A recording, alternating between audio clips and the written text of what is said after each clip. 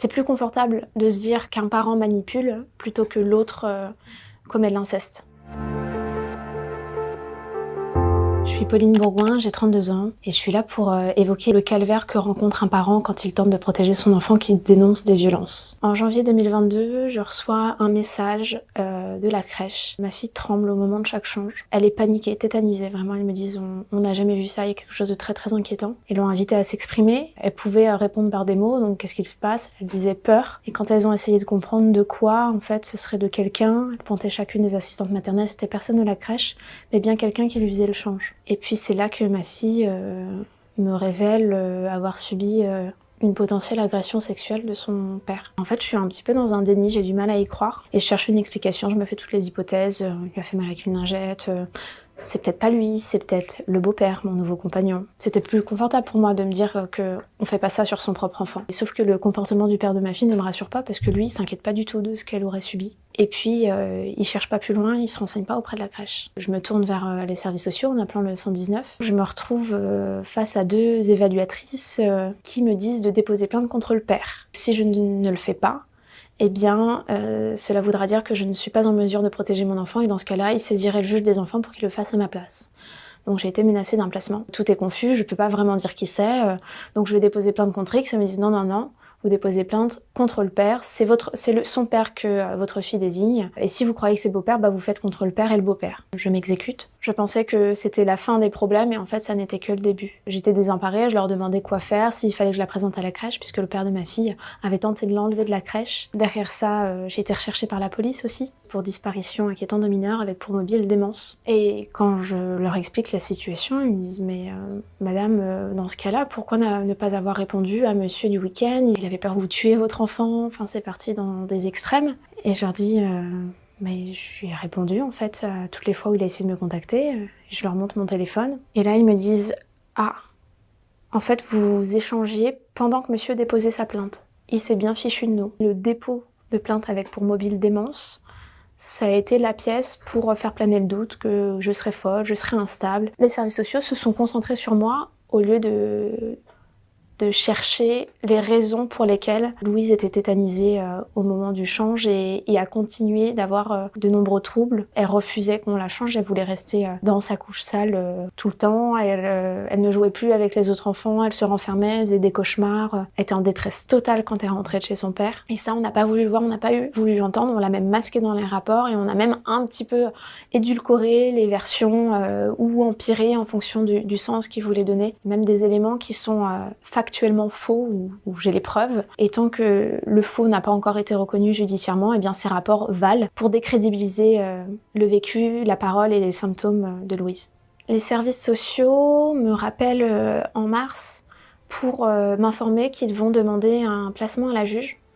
Donc là, je tombe des nues. Et là, elles me disent que je suis trop à l'écoute de ma fille, trop bienveillante. Elles disent qu'elles ne savent pas où ma fille peut être en sécurité. Je leur demande comment je peux leur prouver.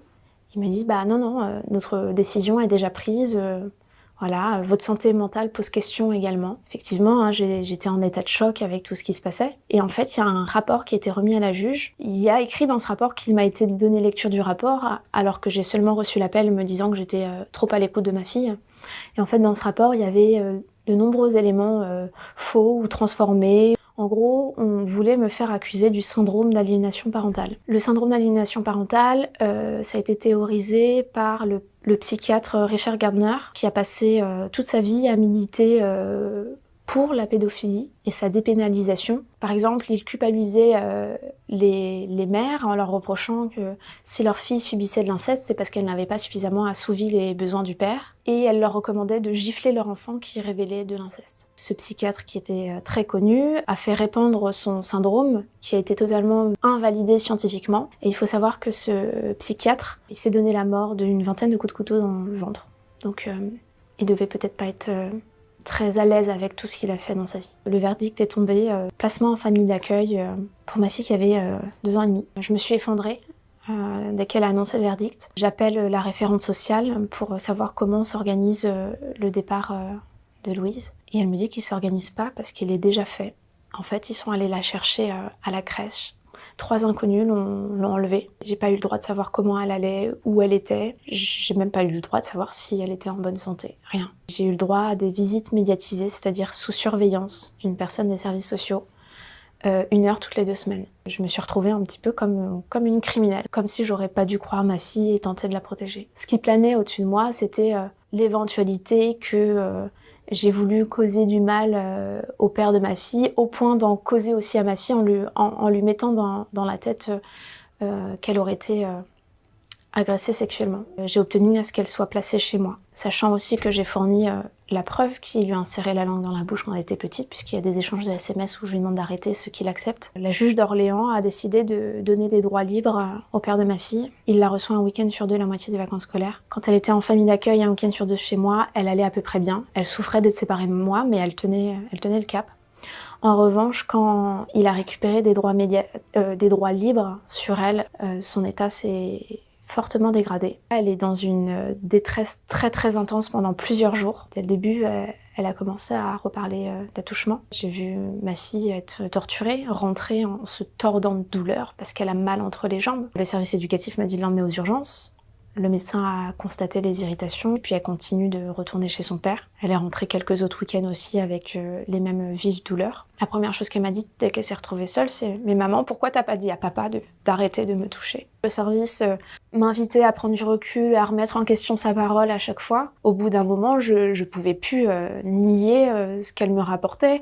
Il y a ses regards, il y a ses silences, il y a ses douleurs, et il y a moi, ce que j'ai déjà vu et ce que je connais de son père avec qui j'ai vécu. Sauf que le fait que je le sache et que je le dise, on me reproche d'être trop convaincue et ainsi d'enfermer ma fille dans ma conviction. Et on suppose que les irritations soient causées par sa propre masturbation, sans chercher pourquoi elle se masturbe à 3 ans. L'aide sociale à l'enfance vient d'écrire un rapport à la juge en lui demandant de la placer de nouveau en institution, sachant qu'elle s'est pas encore remise du traumatisme de l'arrachement brutal à sa maman. J'ai aussi demandé à l'aide sociale à l'enfance un suivi avec un spécialiste du psychotrauma, la maltraitance infantile, et ils s'y sont opposés. Le père s'y oppose et ils ont dit qu'ils étaient favorables à un suivi mais orienté autour des tensions parentales. Et c'est pas ces tensions-là qui l'amènent à être à ce point en détresse. Quand mon affaire a commencé à être médiatisée l'an dernier, j'ai eu des dizaines et des dizaines d'appels à l'aide de parents protecteurs dans ma situation. Ce sont très majoritairement des mères, mais il y a aussi des pères qui vivent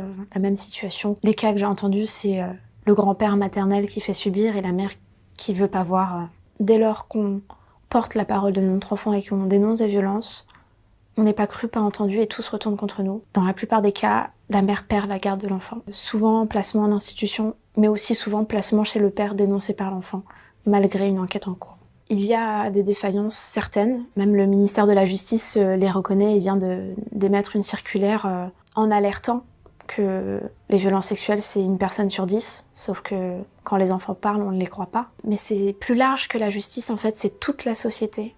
Parce que l'inceste c'est tabou. C'est plus confortable de se dire qu'un parent manipule plutôt que l'autre commet de l'inceste. Et du coup ça contribue à la non-protection des enfants. Il faut se former.